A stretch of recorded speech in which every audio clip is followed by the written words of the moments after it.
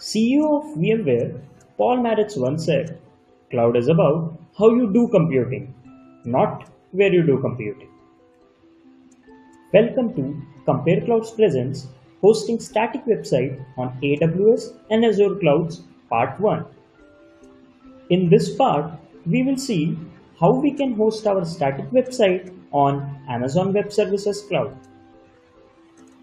So, a very basic question at first. What is a static website? A static website contains web pages with fixed content, and they do not require any book programming or database design. That means to run that website, you need not to have a database at your backend, as well as there is no need of any web programming like JavaScript needed in that static website. So then what is hosting? A web hosting service is a type of internet hosting service that allows individuals and organizations to make their website accessible via the World Wide Web. That simply means a website is getting hosted on a server so that a user can access it. Your youtube.com is also being hosted on a server, and that is where you are able to see this video right now. In this video of the series, we will use simple storage service to host our static website. To host our website, we will configure an Amazon S3 bucket and then upload our website content to that bucket. So, now let us dive into AWS Management Console and start hosting our first static. Hello once again. So this is our AWS Management Console, and in this video we will be looking at the storage services being provided by Amazon Web Services. So you can store your images, files, etc. in S3, which is simple storage service provided by AWS. We will be dealing with our free tier. Okay, so yeah, this is our dashboard of Amazon S3, and I have already created a bucket named artistneru.tk. So to create a new bucket, you need to click on create bucket under Amazon S3, and you can see that bucket name, region where the bucket has been stored, as well as date created, all are coming. So let me create a bucket this time, new one. Yeah, so first you need to give the name of the bucket. So I will give AWS Compare Clouds. Let me try.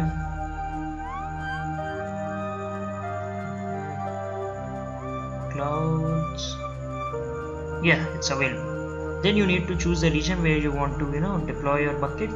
So I have chosen Asia Pacific, Mumbai, and you can choose previous settings of any bucket if you have.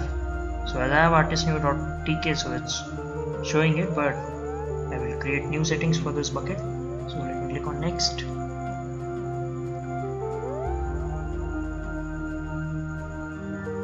Yeah, so now I need to set properties.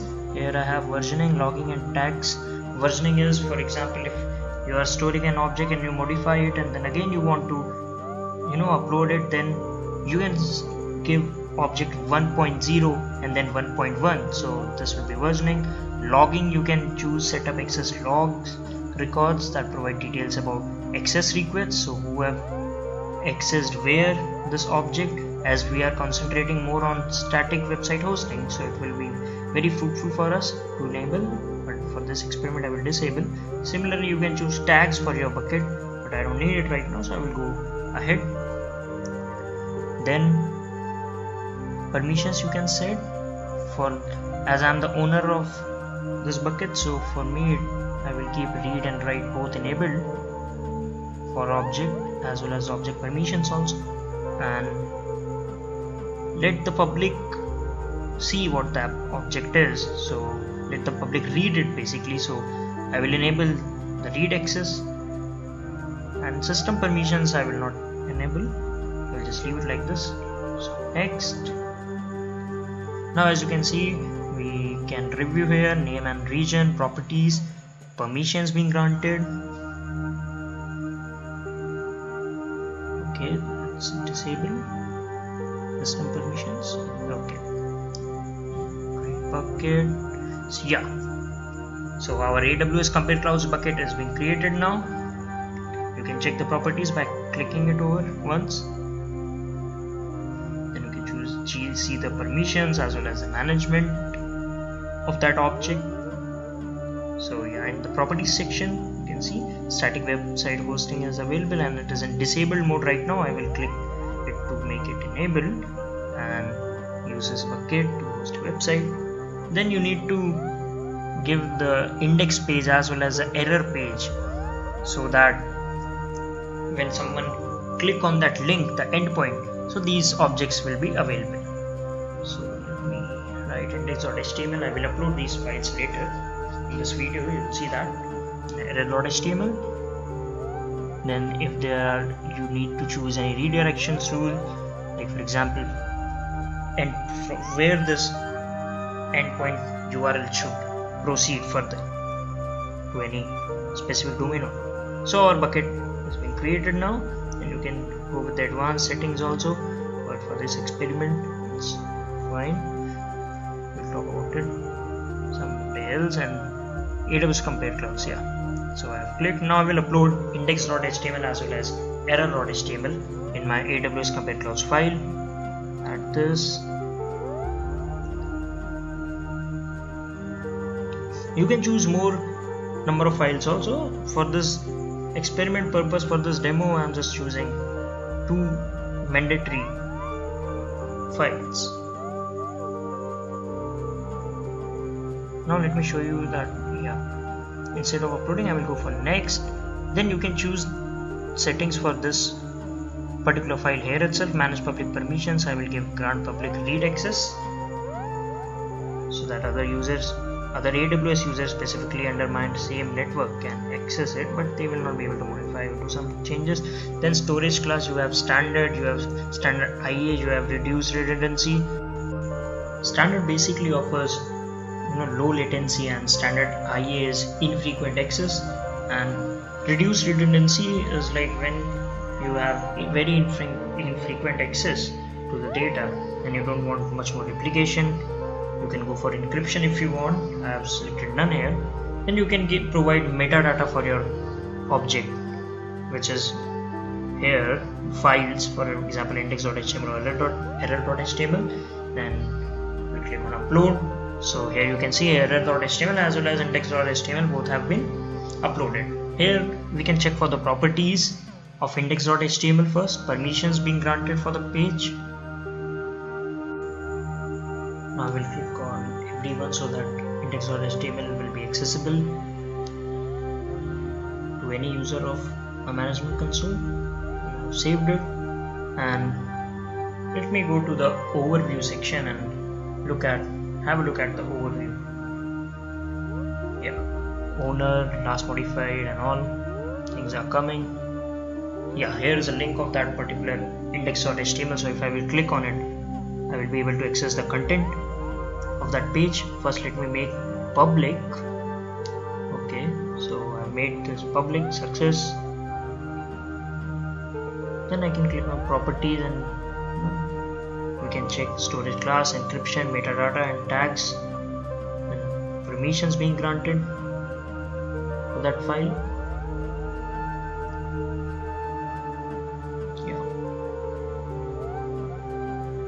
So we have both error.html as well as index.html in our bucket AWS Compare Clouds. So now I will select one, as you can see, properties, and I will make it as you have several options. If you want to download this file, then you can download and open. If you want to open it, then you can open directly. Let me select one at a time and make it as public. Similarly, if you want to check the status, and you can refresh it if you have done something in your bucket at that pace. There are some advanced settings also, like tags and cross-region replication. If you want to replicate your content at some other region, if you want to accelerate the transfer rate of your objects being uploaded, you can go have a request page also and event section also. These are some advanced details. So permissions have we already seen. The permissions is being granted. Management section. Here we have life cycle, analytics, metrics, and inventory. We'll go through it. So you can use lifecycle rules to manage your objects. S3 will make a log of how your object is behaving and what all changes being performed. You can automate transition to tiered storage. If you want from standard to standard IA, then you can do with the help of automate transition. And using a lifecycle, you can even expire your objects when they are no further use. Similarly, you can go for analytics of your bucket and its object. You can go for specifically storage class analysis there. You can even check the analysis of your tags which you have mentioned, or prefix of the links, specifically how they are working. Right now we don't have any matrix, but even matrix can be enabled, and we can have a look on the storage, the requests for our bucket, and the data has been transferred, that will also get analyzed. Even you can go for inventory, where you will have a comma separated value file of all the activities being performed or the requests being asked about your S3 bucket. Then again, these are the properties permission section, as well as management of your bucket. We have index.html and error.html inside our bucket. So okay, now let me go for static website hosting. Let me click on it. So this is our endpoint link. I will click here, and we have successfully hosted our static website on cloud. You can see the content of the index page here, difference between AWS and Azure services. You can even email me at compareclouds@gmail.com. So that's so simple. You can easily host. So even if you want to disable web hosting, you can go for disable. Let me save it.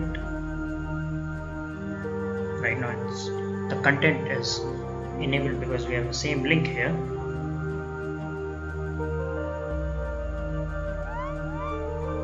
Copy it. This endpoint, even you can change it, and with the help of CDN.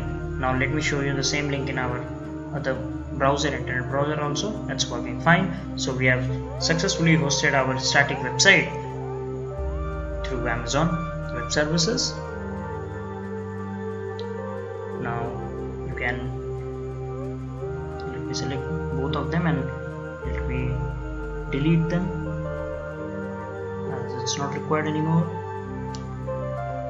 Then I can delete my bucket also by selecting it, and you can even empty your bucket if you want, so that bucket will stay, but the content inside it will get deleted. And let me click on delete bucket. Yeah, as a warning, Amazon wants you that, are you sure that you want to delete this bucket? You will write the name of your bucket and you'll say yes, and hence in this way the bucket is deleted and our task is done. Hosting our first static website. That was pretty easy, isn't it? In the next video, we will host a default static web page on Windows Azure portal. At the last but not the least, if you have any query or video made you enthusiastic, feel free to contact.